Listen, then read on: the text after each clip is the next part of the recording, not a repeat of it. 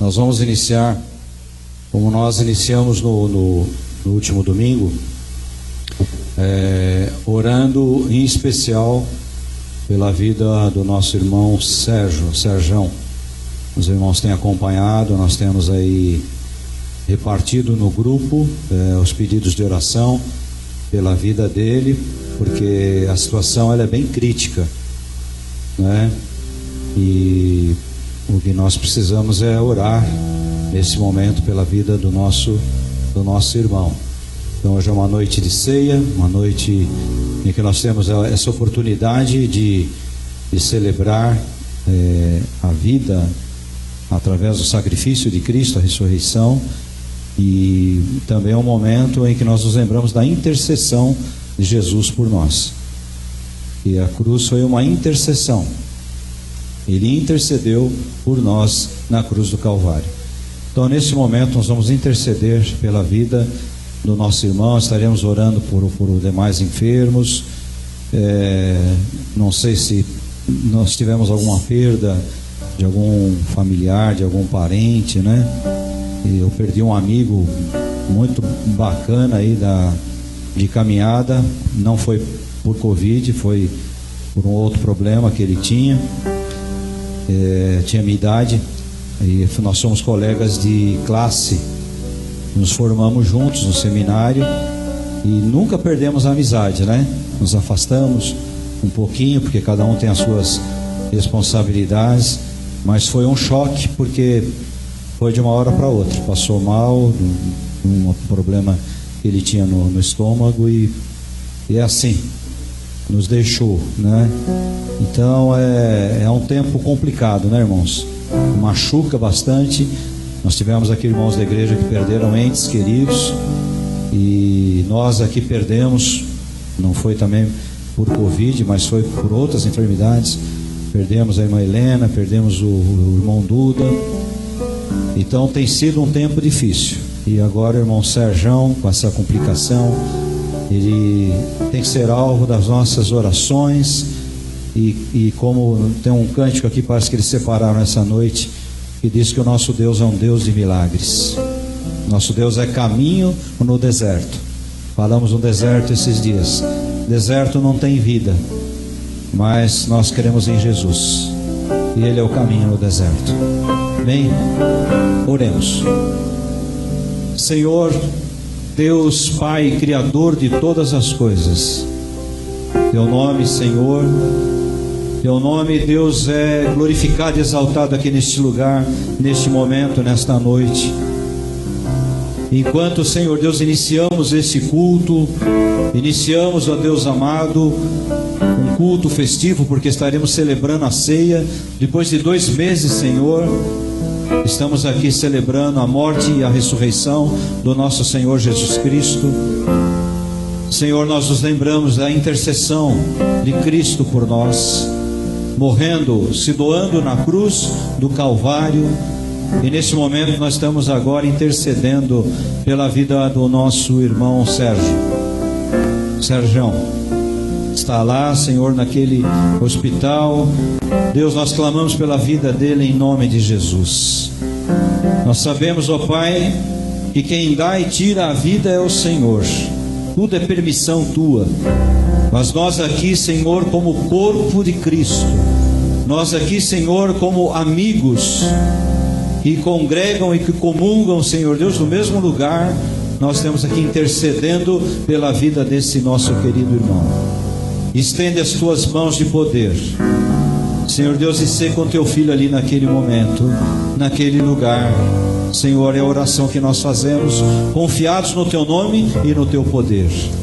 Também, ó Pai, oramos por demais irmãos que estão atravessando lutas, enfermidades, problemas, Senhor Deus, num tempo também difícil, em termos de emprego, em termos, Senhor Deus, de dificuldades, ó Pai, porque é um tempo de carestia. Senhor Deus, entra com a Tua providência, Senhor. Nós temos tantos motivos, Senhor, para aclamarmos a Ti. São muitos os motivos, assim como temos também muitos motivos para Te agradecer, porque nós sabemos, ó Pai, porque a vida é uma passagem e sabemos que o Senhor nos aguarda. Nos aguarda, Senhor. O Senhor disse: eu vou antes, porque eu vou preparar o lugar. E o Senhor está aí preparando o nosso lugar, Cristo. O Senhor está aí preparando o nosso lugar, Jesus amado. E assim nós cremos que um dia tudo isso vai passar. Não haverá dor, não haverá pranto, não haverá ranger de dentes. É a Tua palavra que nos diz, porque nós estaremos na Tua presença. Abençoa-nos, ó Pai. Recebe o nosso culto, recebe nosso louvor, recebe, Senhor Deus, a nossa adoração nesse momento. Abençoa, Pai, cada ouvinte que está nos acompanhando pela rede social, pela rádio, Senhor. Abençoa cada vida, Pai, que o louvor, que a palavra possa ser em cada coração. Nós oramos, ó Pai, te pedindo e te agradecendo, no nome do Cristo, do nosso Salvador. Amém.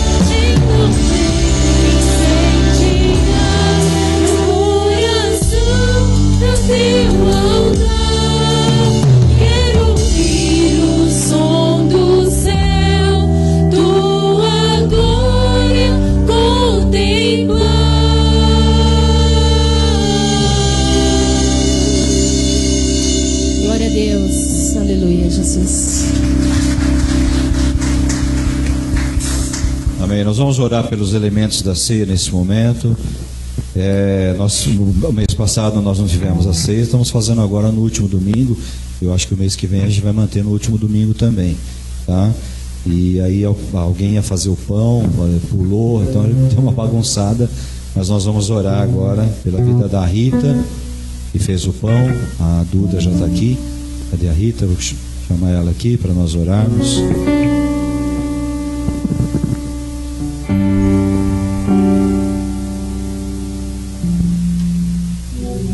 Agradecer a Deus pela vida dela e consagrar os elementos. Aí os irmãos farão o seguinte: os irmãos virão por aqui, higieniza a mão. Primeiro vem esse lado, tá bom? Higieniza as mãos, aí pega o pãozinho, o cálice, volta para o lugar. Depois que todos aqui forem servidos, aí vem esse lado, higieniza as mãos, pega o pão, o cálice. Amém, irmãos? Vamos orar? Deus, te damos graças, Senhor Deus, pela vida da tua filha, da tua serva, que fez, Senhor Deus, esse pãozinho e trouxe aqui nessa noite, Pai. E ele representa, Senhor Deus, algo tremendo para nós. Por isso nós te agradecemos, ó Pai. Te agradecemos pelo carinho, por esse costume, Senhor, que esta igreja adquiriu, ó Deus, de cada irmão, cada família, durante o mês, faz o pãozinho e traz aqui, e nós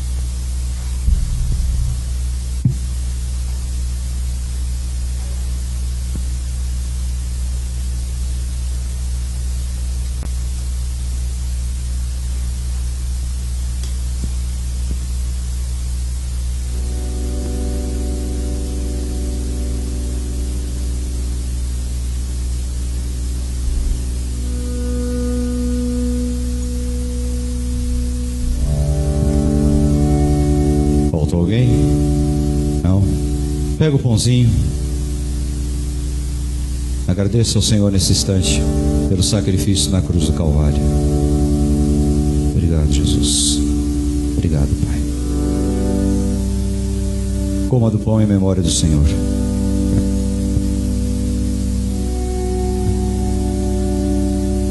Da mesma forma, levante esse cálice, olhe para esse cálice e lembre-se dessa música que nós acabamos de cantar: o sangue de Jesus que nos purifica de todo pecado.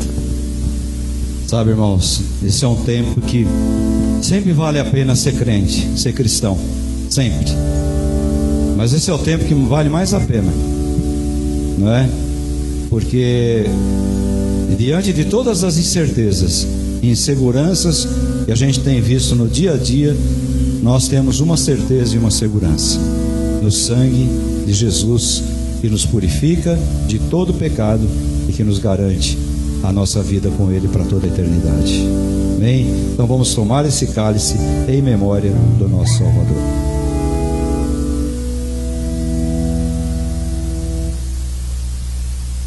Pedir para Elisele orar, agradecendo, pedindo os irmãos que estão com o microfone para ficar mais fácil. Senhor, meu Deus e meu Pai, graças nós te damos, Senhor, por essa oportunidade, Deus. Obrigada, Senhor, por este momento, Pai.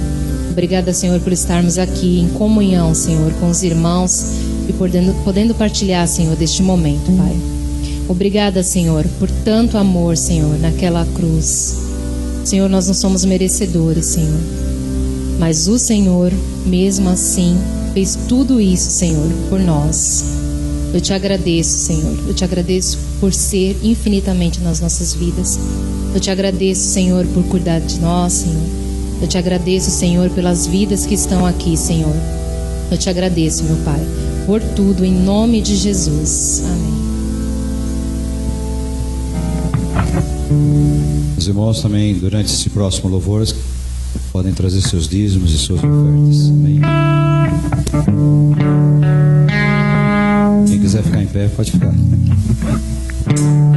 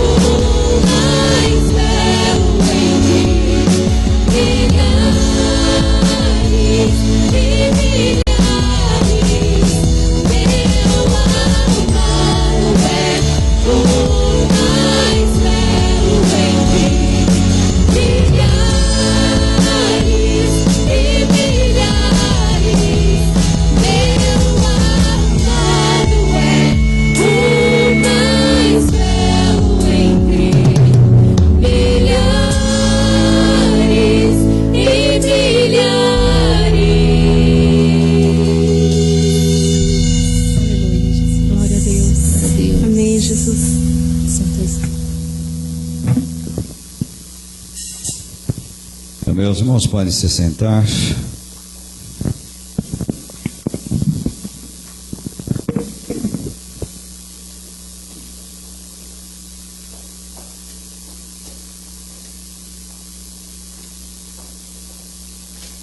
Há 2 semanas atrás, nós repartimos com os irmãos uma mensagem em que nós colocamos como título Encontros com o Senhor, Encontros com Deus. Falamos bastante sobre a vida de Abraão. E hoje eu quero falar um pouquinho sobre a vida do filho de Abraão. Mas abordando um outro aspecto. Não sei quantos irmãos aqui têm uma memória boa. Há alguns anos eu preguei uma mensagem sobre o continuador. Não sei quantos lembram aqui. O continuador. Eu usei a figura de Isaac. Figura bíblica de Isaac. E é importante, né? Que algumas mensagens elas gravam mais do que as outras, né? Não é verdade? Não tem como a gente fugir disso. E essa mensagem, enquanto eu estava pensando nessa questão das pessoas que têm um encontro com Deus, as pessoas que têm um encontro com Jesus, e que as suas vidas, elas têm que mudar, eu coloquei essa observação. A vida muda quando nós encontramos Jesus, ou melhor, quando Ele nos encontra, né? E tem que mudar, não é verdade, irmãos? A nossa vida tem que mudar, ela não pode ser mais a mesma. E a nossa mente, ela prega essas peças. Às vezes a gente esquece algumas mensagens, e de vez em quando nós temos que estar aí retornando, falando novamente de alguns assuntos, porque é uma necessidade que nós temos para gravar. Eu não quero me alongar muito, irmãos, mas é uma mensagem um pouquinho mais longa do que eu costumo repartir. Eu escrevi bastante aqui, porque aí lendo a gente consegue um pouquinho mais rápido. Mas é muito importante que a mensagem fique gravada no nosso coração e que pelo menos algumas coisas, irmãos, elas fiquem registradas nas nossas vidas. Eu vou contar uma história aqui, até para quebrar um pouquinho, né, o peso, vamos dizer assim. Os irmãos sabem há quanto tempo as igrejas estão, por exemplo, sem aulas para as crianças? Quanto tempo, mais ou menos? Então, mais de um ano que as crianças, elas estão sem as aulas aqui na igreja. Não só aqui, em diversas igrejas. E assim como nas escolas também, né? Então a gente preparou aqui o Ministério Infantil, gravou aí várias aulas, está lá no YouTube da igreja. Quem tem acesso a YouTube, essas televisões mais modernas, você coloca lá, né? Fica bonito, foi um trabalho que as irmãs aí capricharam, o pessoal também da técnica caprichou. E tem lá várias histórias, tal, até para rever as professoras que contaram as histórias. Até eu entrei na dança lá e acabei contando umas historinhas, né? E para que dentro de casa as crianças elas possam não perder o contato com a Bíblia, não perder o contato com a igreja. Eu acredito que muitos de vocês ainda continuam insistindo com os filhos, para que tenham contato com a Bíblia, para lembrar as histórias, né, da Bíblia. E alguém imaginou uma situação assim, olha, é uma história. Alguém imaginou que um pastor, é bom que acendeu, que daqui a pouco nós vamos ler a Bíblia, né? Alguém imaginou que um pastor, depois de muito tempo, ele viu a igreja abrir, e aí começaram as reuniões regulares, e depois de muito tempo ele entrou alegre, feliz, porque alguém informou para ele, falou: pastor, hoje as salas das crianças estão funcionando. Ele falou: puxa, que alegria e tal, o senhor não gostaria de descer lá e conversar um pouco com as crianças?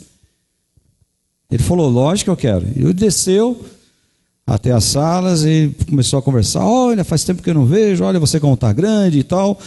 E ele falou: e vocês continuaram lendo a Bíblia e tal? Lembram das historinhas? E a molecada: sim, sim. Aí ele falou: então eu vou fazer uma pergunta aqui. Quem derrubou o muro da cidade de Jericó? Quem derrubou o muro de Jericó? E as crianças fizeram silêncio, né? Um olhava para o outro assim, desconfiado. Até que sempre tem um, né? Sempre tem um. Um levantou a mão e falou: pastor, olha, eu sei que eu não fui. Aí o que estava do lado falou: pastor, eu conheço o Joãozinho, eu sei que ele jamais faria isso. Ele é arteiro, tudo, mas derrubar o muro dos outros, jamais. Aí o de trás falou: eu também acho que aqui na sala, pastor, ninguém teria coragem de ir lá derrubar o muro de Jericó.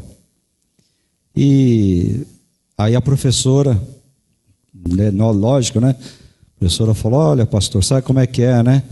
Eu ponho a mão no fogo pelos meus alunos e garanto que nenhum deles derrubou o muro de Jericó. Aí o pastor saiu da sala, voltou, porque ele ia pregar, e ele passou assim, amarelo, né, irmãos? Amarelo. Aí um irmão diácono antigo na igreja que estava na porta falou: pastor, o senhor está amarelo, o senhor está bem? Tem certeza? Estou bem e tal. Não, o senhor não está bem, o senhor está amarelo, está pálido. O que aconteceu? Aí ele contou a história, falou: olha, as crianças, ninguém lá derrubou o muro de Jericó, ninguém soube me responder quem foi, e a professora ainda põe a mão no fogo, garantindo que os alunos dela não foram. Aí o diácono chamou o pastor assim e falou: pastor, não esquenta com isso não. Mesmo a igreja fechada, as entradas foram muito boas, seja quem foi que derrubou o muro, a gente tem dinheiro para mandar construir de novo. Eu não sei quem inventou essa história, irmãos, mas eu temo que seja uma realidade. Eu temo que seja uma realidade. Você pergunta não digo para as crianças, para muitas pessoas, sobre missão. É uma coisa que a gente tem falado muito, há muito tempo já. O que a gente está fazendo? O que você está fazendo nesse mundo? E nesse tempo, principalmente, de tanta confusão, de tanta coisa que você ouve, que você não sabe se é verdade, e a importância de nós entendermos o que estamos fazendo aqui nesse mundo. Eu não posso ler, irmãos, a vida do Isaac aqui na Bíblia. Não dá para ler. A vida dele, ela é distribuída em algumas páginas aqui, a partir do capítulo 22, né, de Gênesis. Você pegar o capítulo 21, tem o nascimento de Isaac. Daí para frente, vai contar um pouquinho da Isaac, filho de Abraão. No capítulo 24, alguém procura uma esposa para ele e vai embora, e de repente já começa a história de Isaac com os seus dois filhos. Quem são os dois filhos de Isaac, irmãos? Pode falar bem alto. E os irmãos estão igual o pessoal do Jericó lá, hein? Jacó e Esaú, né? Jacó e Esaú. Só faltava alguém falar: pastor, nunca me apresentaram ele, né? Jacó e Esaú.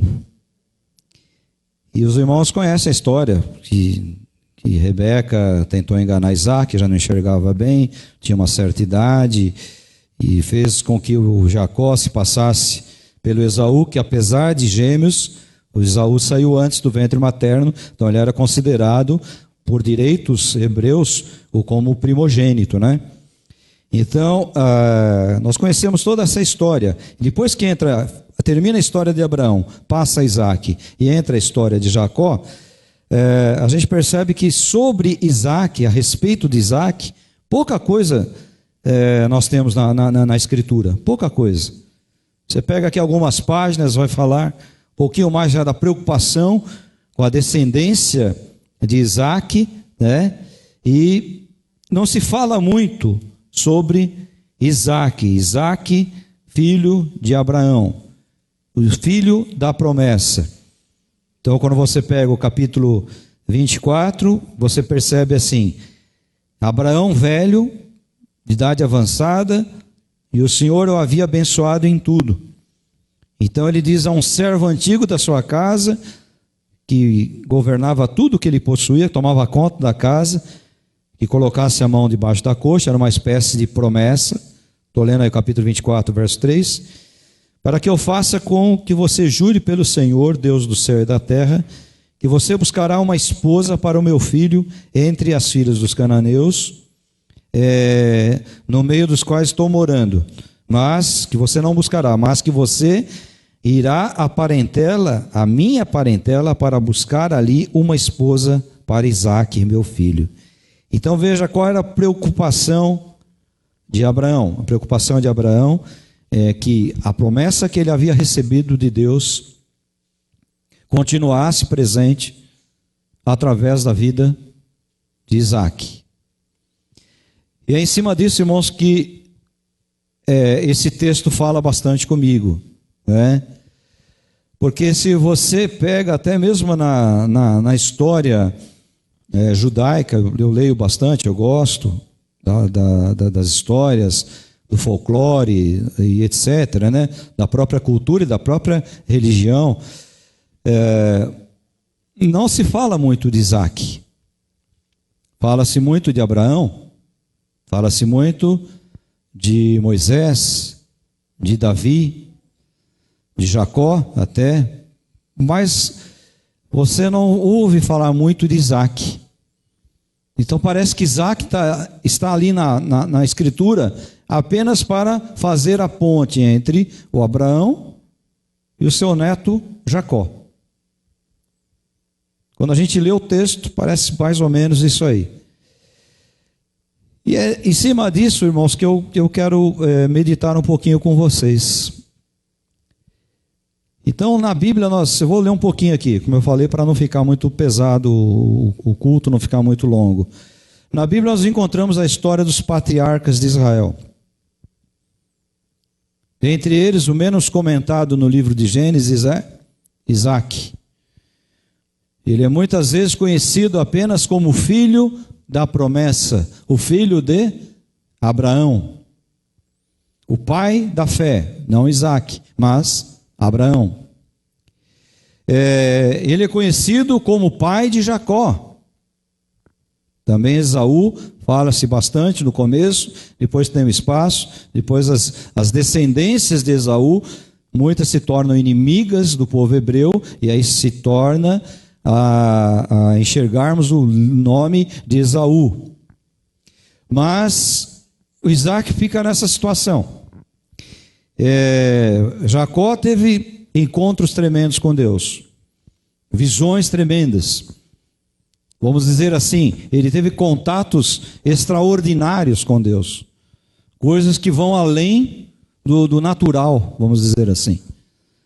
E igualmente foi Abraão, que teve esse filho, Isaque, vindo de uma promessa, vindo de um milagre. Mas Isaque está ali no contexto da história de Abraão, de Jacó e mais tarde de José e de Moisés. Então nós lembramos muito de Moisés, nós lembramos muito de Noé, como eu falei na primeira ministração. A semana passada a gente interrompeu, falei sobre a serpente e o deserto, nós interrompemos essa série, né? Eu falei que ia pregar uma ou duas vezes sobre encontros com Deus. Então eu falei sobre Abraão e por coincidência, ou por providência de Deus, aprove a ele falar hoje sobre o Isaque. Homens que tiveram encontros com Deus. Aí você pode falar, poxa, mas é verdade, pastor, Isaque não tem algo assim extraordinário. Pelo contrário, Em alguma situação lá ele mentiu com relação à sua esposa. Em alguma situação lá ele foi enganado, abençoou o filho errado. Então, às vezes fica nesse contexto. Mas eu quero hoje, com vocês, trazer da Escritura para nós a importância do Isaac. E dizer para vocês que todos são importantes aos olhos do Criador. Por isso que João ele diz assim: Deus amou o mundo. Ele não amou algumas pessoas, ele amou o mundo, ele amou a todos, de uma maneira tão sublime que se fez carne, deu seu filho, para que alguns que nele creem, é isso? Não, para que todo o que crê nele, todo. Então é aberto a todos os homens. E aí nós vemos o alcance do amor de Deus para todas as criaturas, pelo menos que conheçam Cristo como Senhor e Salvador das suas vidas. Então eu quero ler um pouquinho aqui. Lembramos de Moisés, de Noé, de outros. Porém, quando nós falamos de Isaac, nós lembramos apenas de um homem que foi enganado pelo seu filho Jacó. Lembramos, alguns lembram o nome da sua esposa, Rebeca. Enquanto várias páginas se destinam a histórias sobre Jacó, sobre Abraão, sobre Moisés, etc., a vida de Isaac ela é escrita em poucas páginas ou pouco espaço dentro das Escrituras. Aí eu posso perguntar: Isaac é menos importante que os outros? E a resposta que vocês certamente diriam é: lógico que não. Por isso que Deus amou o mundo de tal maneira. Aqui até um parênteses, né, irmãos? Quando eu estou lá no seminário falando um pouquinho sobre os patriarcas, é um capítulo que eu levo os alunos a estudarem, eu ressalto essa característica do Isaac, que tão pouco se fala dele, e eu pergunto para os alunos, né, por que será que tão pouco se fala sobre Isaac? E lógico que na maioria dos casos as pessoas ficam sem uma resposta, né, irmãos? Por verdade, também não, alguém pode falar, também ele não teve muita, não vou dizer importância, mas não teve assim muita influência. E é então onde nós entramos com essa questão do continuador, ou seja, entre Abraão e Jacó, teve Isaac. Então alguém deu continuidade ao plano de Deus, ali no caso para Israel, e no nosso caso para nós mesmos, como cristãos, e como aqueles que acreditam na Bíblia Sagrada, como Escritura que revela a palavra de Deus. Amém? Porque tem muita gente que diz que a Bíblia, ela tem uma parte, ela tem partes, ela contém, né? Para nós não, para nós a Bíblia é a palavra de Deus. Amém? Está chegando uma água boa aí, obrigado. Chegando na hora boa aí.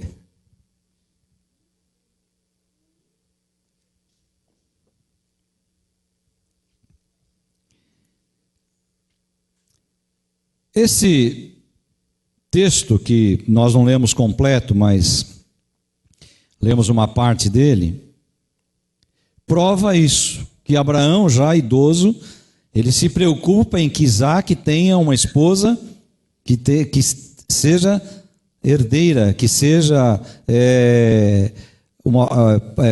faça parte da sua parentela. Ele não queria uma esposa estrangeira. Por quê? Qual era a preocupação de Abraão? Que houvesse uma continuidade.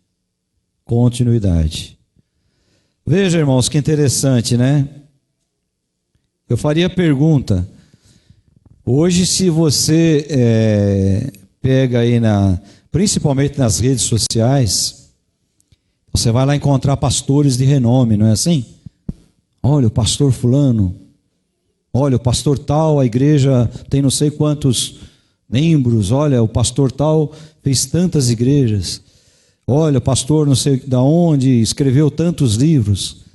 Então, às vezes nós temos as pessoas que têm nome.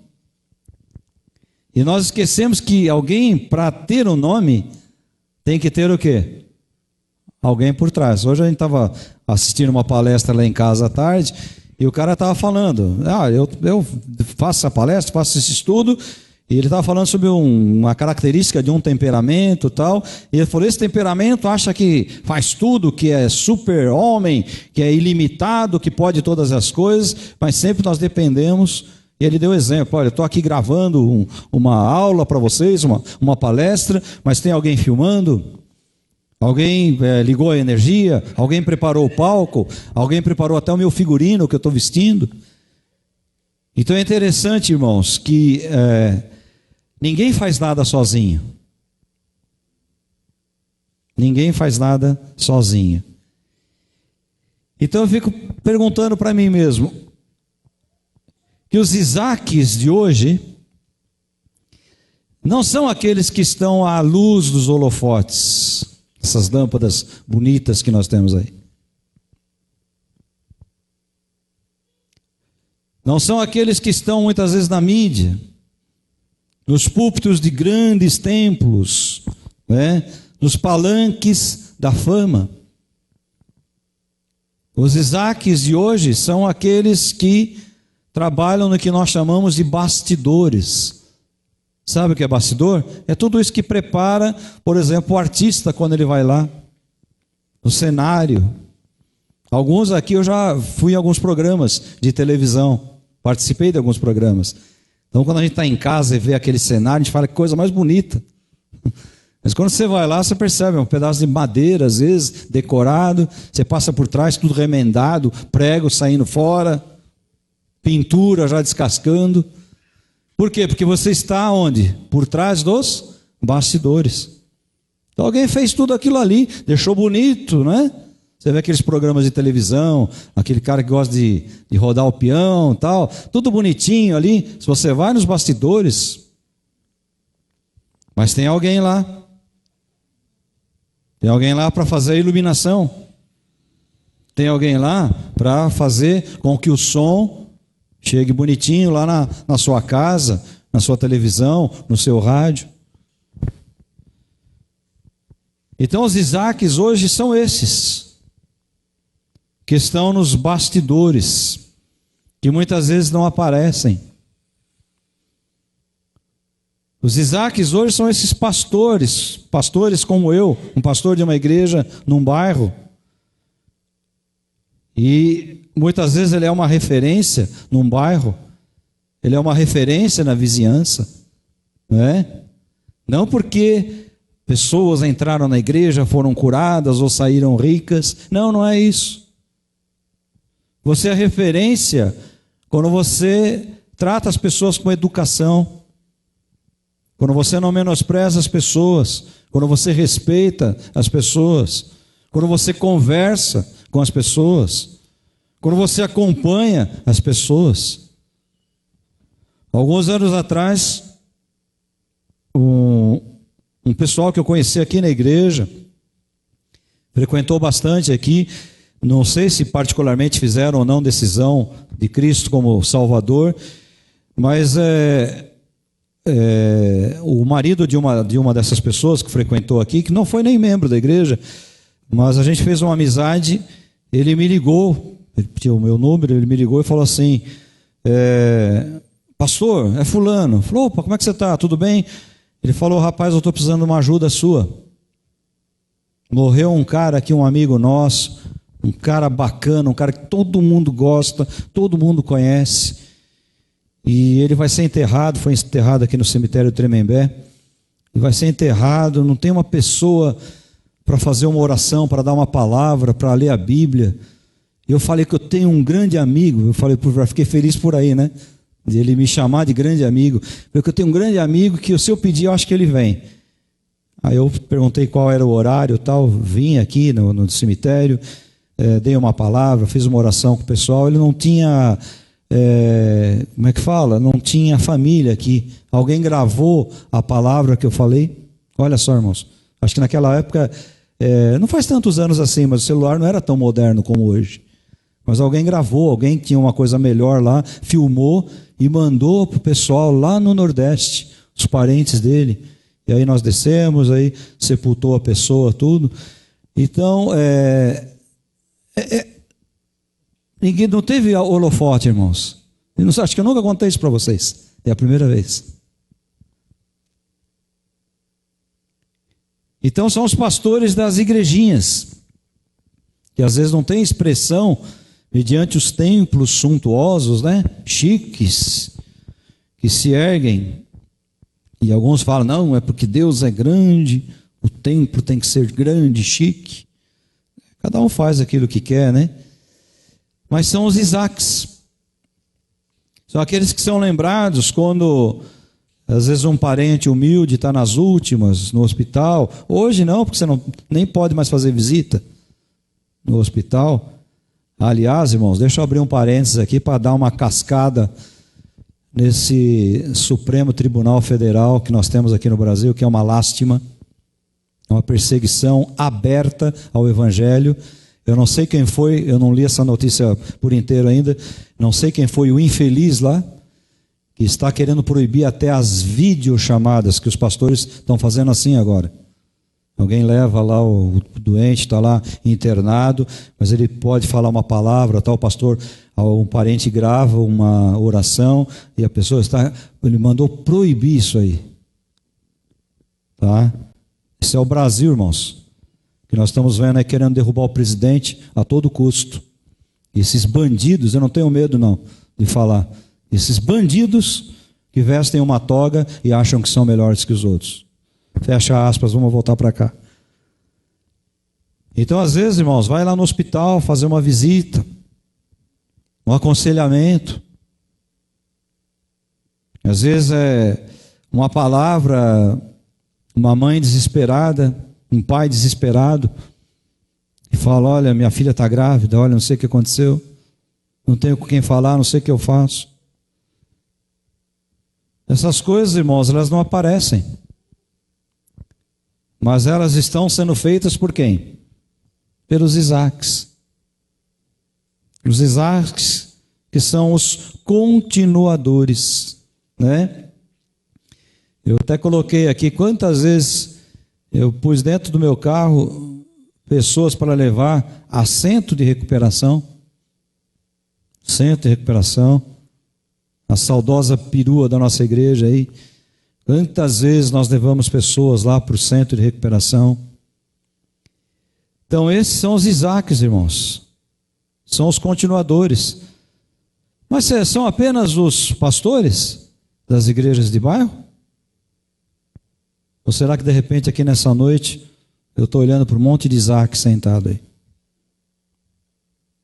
Não que o seu nome seja Isaac, mas você é um continuador.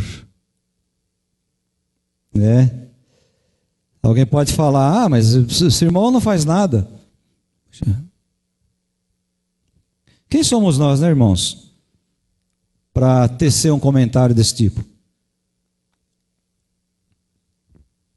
Quem somos nós? Quem sou eu para olhar para algum irmão e falar, mas esse irmão não faz nada. Eu não sei, eu não convivo com esse irmão 24 horas por dia, porque às vezes a gente acha que porque não tem um microfone, porque não está dando uma aula, cantando, tocando, ele não faz nada. Mas às vezes, irmãos, são os Isaques que entram lá numa salinha, num cantinho, dobram os seus joelhos e oram 1 milhão de vezes mais que o próprio pastor da igreja. São os Isaques que estão aí quietinhos. Mas se você vai perguntar para a vizinhança, todos vão falar, não, isso aí não tem o que falar. Você não precisa abrir a boca para pregar. A gente olha a vida dele é uma pregação. Pastor, mas eu não sabia, ele nunca falou na igreja. Não precisa falar, irmãos, muitas coisas que a gente faz não precisa falar na igreja. Eu estou falando aqui porque eu estou pegando uma direção, uma estrada aqui para chegar onde eu quero. Os irmãos sabem que a nossa igreja faz parte de uma convenção. Nossa convenção tem igrejas que financeiramente elas são prósperas. Mas sabe quem que mantém a convenção? São as igrejas pequenas. São os Isaacs. Sabe quem sustenta campo missionário, irmãos? São as pequenas igrejas, são os Isaacs. E quando aperta o cinto lá, às vezes no campo missionário, às vezes procuram as grandes igrejas e falam, nós trocamos o som da igreja. Veja, tudo é bom. O que a gente puder investir em tecnologia, eu sou a favor, sou o número 1. O que a gente puder investir. Mas desde que outros lados, outros campos da igreja não sejam afetados. Então, às vezes, é um socorro, e nós estamos vivendo um tempo que nós temos socorrido missionários. Alguns dos irmãos têm participado. Às vezes algum irmão, isso tem acontecido muito nesse tempo de pandemia, me vem no particular, manda uma mensagem, alguns até gravam uma mensagem, o telefone, fala, pastor, eu queria dar uma oferta. Fala, irmão, a tua oferta vai para o campo missionário. Ela vai entrar no caixa da igreja, já vai sair. E para alguns até mandei uma cópiazinha do depósito em nome da igreja. Porque eles estão passando um tempo difícil. E muitos deles sabem, irmãos, que na hora que aperta, quem socorre? Os Isaques, os continuadores. Aqueles que aparecem apenas como filho de Abraão e pai de Jacó. Mas na verdade, se eles não existissem, não haveria uma continuidade. São os continuadores da obra. Irmãos, eu sou uma pessoa assim que... Hoje eu ouvi aqui no celular a gravação de uma mensagem de um dos pastores mais antigos que nós temos na Convenção Batista Nacional, que eu conheci, foi meu professor, foi meu mestre, e está vivo ainda, 90 e poucos anos, ele tem muito lúcido, preocupado com esse tempo. E de vez em quando ele grava uma oração, grava uma mensagem. Uma pessoa com mais de 90 anos incentivando para que a igreja não fique de cabeça baixa, para que a gente não fique olhando para baixo, para que a gente levante os olhos e entenda que são tempos que deveriam vir realmente para que a igreja pudesse se despertar. Então eu vejo esse homem, eu falo, meu Deus, eu convivi com alguns deles, vocês já ouviram tantas vezes eu falar aqui. E o que mais me chamou a atenção na vida desses homens, dessas pessoas com as quais eu convivi, foi a simplicidade. Simplicidade de alguns que eu convivi muito próximo, de alguns que sempre eu estava lá ouvindo as histórias. E a preocupação deles em apontar para nós, na época era bem mais jovem, e falar, olha, vocês têm que continuar a obra. Continuar a obra. Seminário teológico, 40 anos, Ítalo, que fez? Não, vai fazer, Acho que é por aí, Começou com esses homens, irmãos, Ernesto Tonini. Precisamos de um lugar para preparar obreiros. E pertinho já do final da vida dele, ele olhava para nós e falava, vocês vão continuar, alguém tem que continuar. Alguém tem que continuar. Pastor Paulo de Souza, Dr. Paulo, quantas vezes pregou nessa igreja? Quantas vezes? E ele falava para mim, você vai ser o diretor do seminário. Dr. Paulo, mas eu não tenho nem capacidade para isso. Você vai ser o diretor do seminário. E pela graça de Deus, cumpri 3 mandatos. E o último deles, em meio à pandemia. Responsabilidade de abrir, de fechar seminário. Então, irmãos, esses homens, eles deixaram um legado. E quando às vezes eu olho as responsabilidades, eu falo, alguém tem que levar adiante. Alguém tem que dar continuidade. Eu disse aqui uma vez, aqui na igreja, que é gostoso você ir num hipermercado, num mega mercado, não é? Nesses centros grandes que tem. Mas quando falta dinheiro, e eu não tenho dinheiro, aí você entra no mega mercado e fala assim, o gerente ou para a pessoa que está lá no caixa, fala, olha, você me desculpa, mas você pendura aí, que eu vou levar uma cestinha para casa que eu estou sem dinheiro. Você faz isso? Alguém faz isso? Se você fizer isso, alguém vai chamar o segurança e falar, ó, tem um maluco aqui, tira logo. Mas às vezes quando aperta, você vai lá, puxa, vou no fulano da esquina ali, no mercadinho ali. Seu fulano, seu ciclano, tem como quebrar o galho?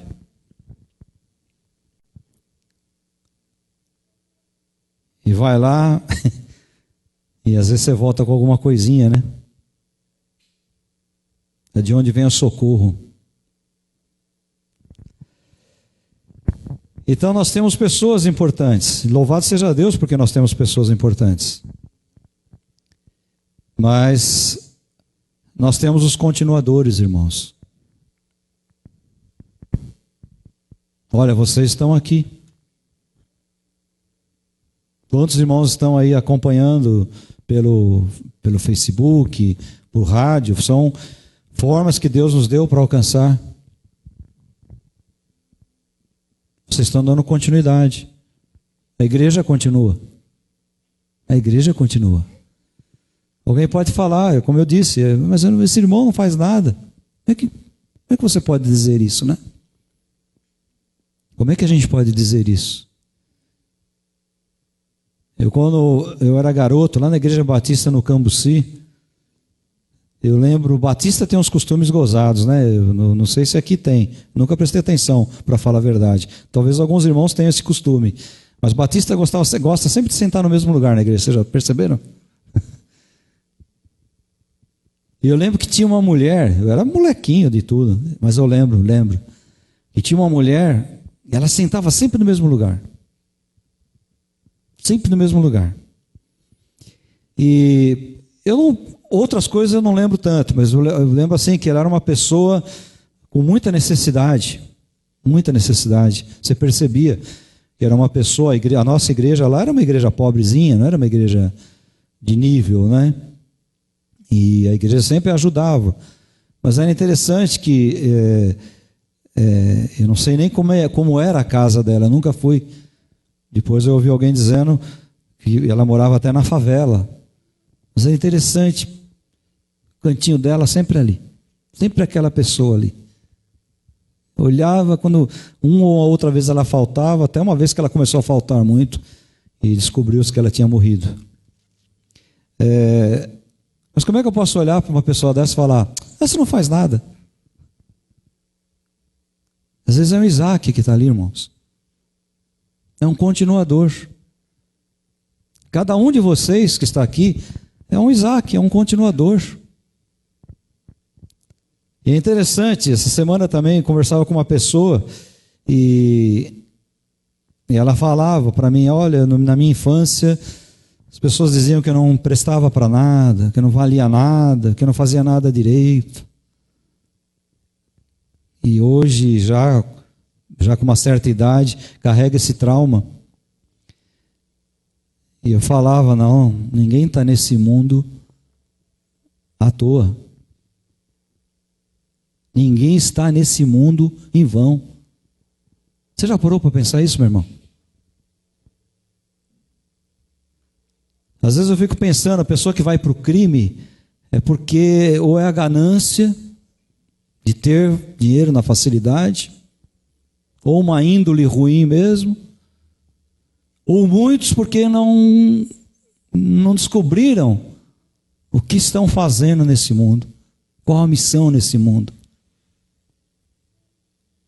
E às vezes olhando essas pessoas da ostentação, falam, mas eu quero ser igual. Às vezes a missão não é ostentar, Essa missão é ser o quê? Um Isaac, um continuador. Vão falar muito do Abraão, muito do Jacó, mas nem tanto do Isaac. Mas ele é tão importante, tão fundamental como foi Abraão, como foi Jacó. Então as pessoas às vezes elas dizem isso: você não serve para nada, você não faz nada importante, não é? E não sabem o mal que estão fazendo, às vezes até dentro das igrejas, né? Aquele irmão lá não faz nada. Puxa, nossa, como é que você sabe isso, né? Eu vou usar aqui uma ilustração de um humorista. Eu acho que muitos de vocês, pelo menos os mais antigos, já ouviram falar do Ronald Golias. Quem já ouviu falar? Acho que a maioria, né? Um dos humoristas muito engraçados, muito engraçado mesmo. Faleceu há alguns anos já, faz um bom tempo.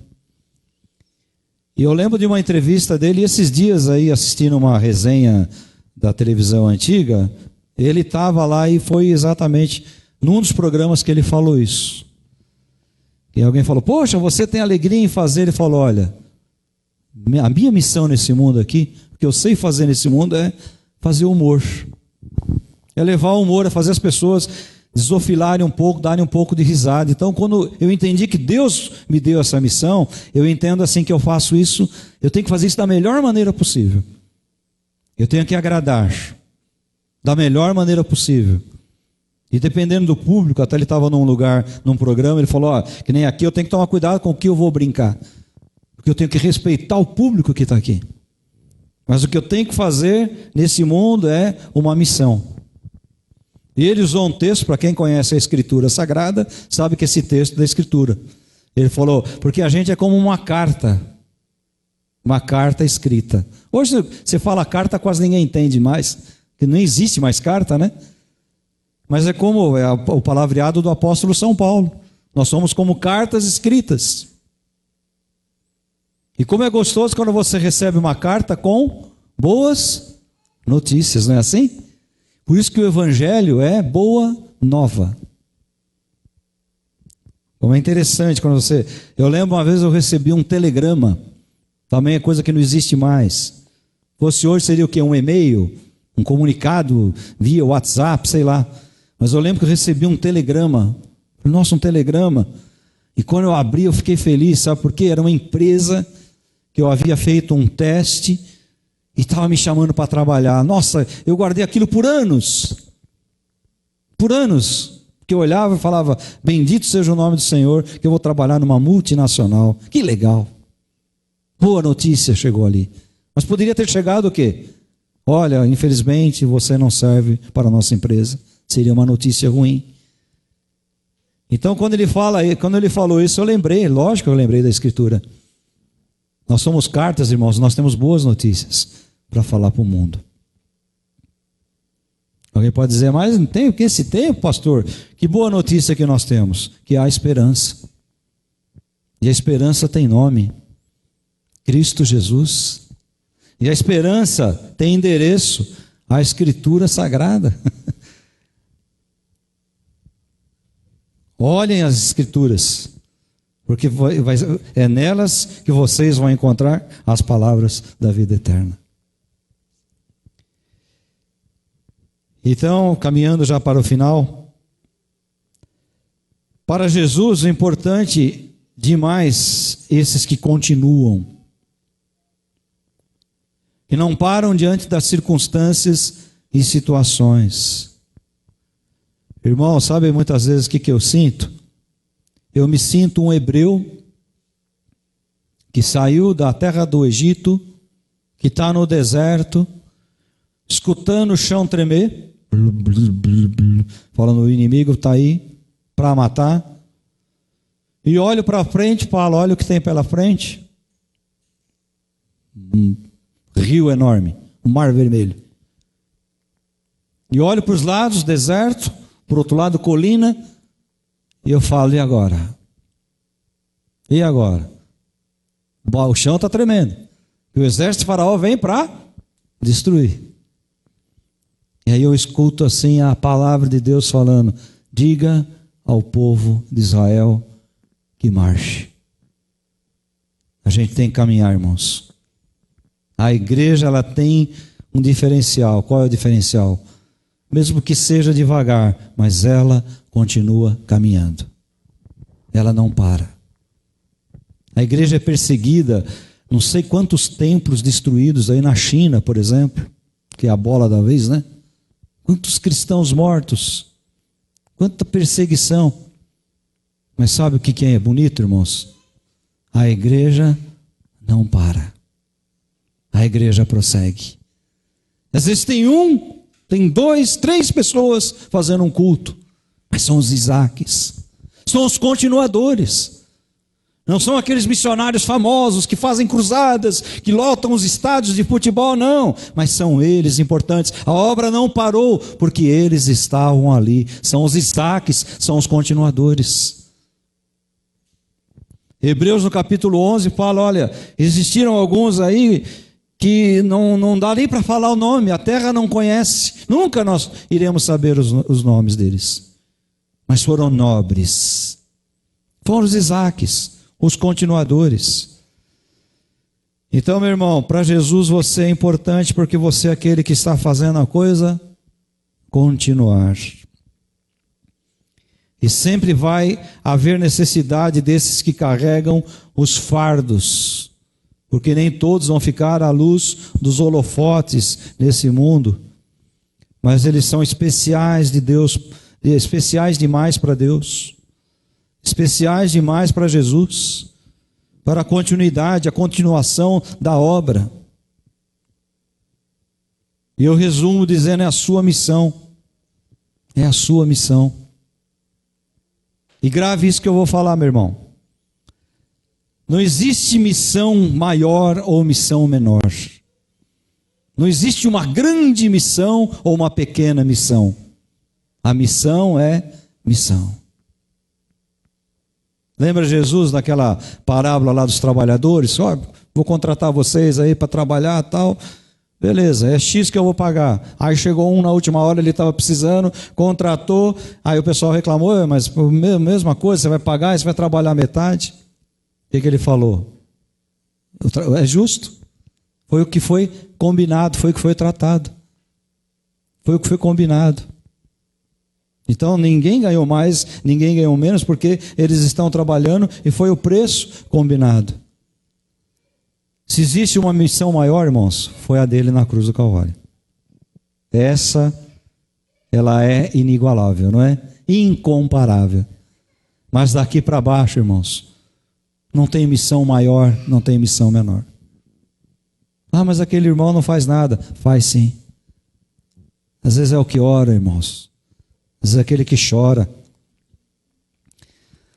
Uma vez eu ouvi um testemunho de uma irmã, eu fiquei assim meio escandalizado. Essa irmã, ela falou que ela ficou sabendo de uma pessoa muito amada dela. Essa irmã já está com Cristo. E ela falou, não, Senhor, não é possível. E ela foi para o quarto dela. Quando eu ouvi o testemunho, eu falei, essa mulher acho que não bate bem. Mas depois, irmãos, eu entendi. Ela falou, irmãos, que ela começou a orar ajoelhada. Daqui a pouco ela estava deitada no chão, com a cara no chão, no pó. E daqui a pouco ela orava, ela rolava de um lado para o outro. Senhor, misericórdia, Pai, misericórdia. E ela disse, ficou horas naquele quarto. Falei, por Deus. Às vezes a gente olha para uma pessoa dessa e fala, tá vendo, não faz nada na igreja. Como é que a gente sabe, irmãos, que não é um Isaac que está lá? Que não é uma pessoa que ora, que nem muitas irmãs. Eu digo irmãs porque a mulher ela é mais sensível, irmãos. A mulher é mais sensível.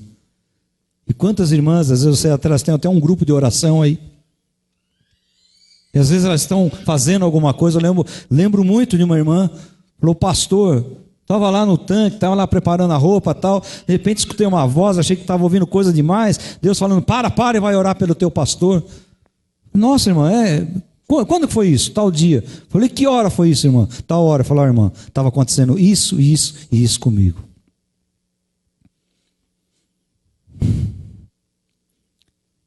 Deus se levantou, irmã. Um Isaac. para orar. E o Isaac foi e fez o quê? Deu continuidade. Não apareceu para ninguém. O testemunho quem conta sou eu. Ela nunca falou nada. São os continuadores, irmãos. Então escreve isso. Não tem missão maior ou missão menor. Não tem coisa mais ou menos importante, mais ou menos nobre. Missão é missão. E tem que ser cumprida. O próprio Cristo disse para nós: se vocês crerem, vocês farão as obras que eu faço e farão coisas ainda maiores. A humildade do Cristo, o Cristo que lavou os pés dos seus discípulos.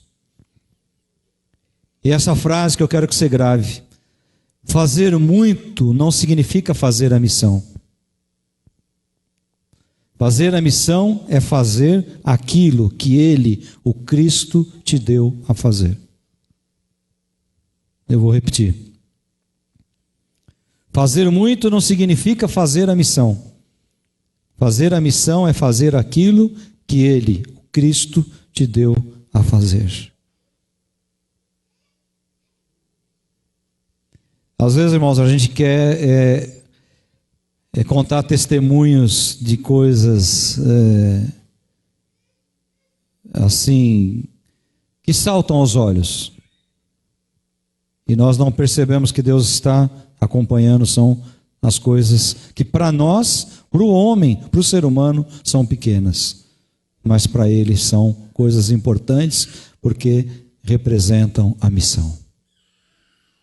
E eu resumo dizendo, tinha mais coisa aqui, mas eu não vou falar. Eu resumo dizendo, irmãos, você é importante. Jesus colocou alguma coisa para você fazer. E todos nós somos capazes. Enquanto há fôlego de vida, há esperança e há trabalho a ser feito. São Paulo diz isso na carta aos Coríntios. Eu até marquei o texto aqui, eu não vou ler, que é um texto bem longo, mas ele fala isso aos Coríntios aqui, capítulo 12, quando ele fala da unidade no corpo. Primeira carta aos Coríntios. Ele diz: cada um de nós tem uma função no corpo, mas todos são iguais. Sabe qual é a diferença? Que Ele é a cabeça. Ele é a cabeça. Da cabeça para baixo. Nós somos membros do corpo de Cristo. Cada um com a sua importância. Cada um com o seu valor. Cada um, Isaac, um continuador. Então, meu irmão, enquanto você está aí, você tem alguma coisa para fazer. Você tem uma missão para fazer. Ah, mas é tão pouquinho. Não, não é pouquinho. É aquilo que Deus colocou nas suas mãos. Não é grande nem pequeno. É aquilo que Deus colocou nas tuas mãos. Faça. E faça com alegria. E faça da melhor maneira que você puder fazer. Porque é para a honra e glória do nome dEle. Amém, igreja? Vamos louvar o Senhor?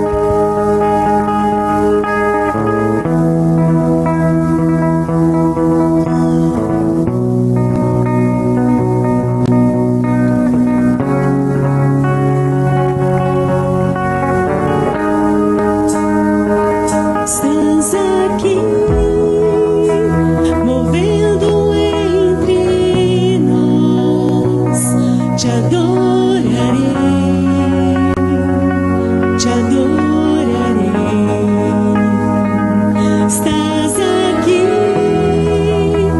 mudando o destino.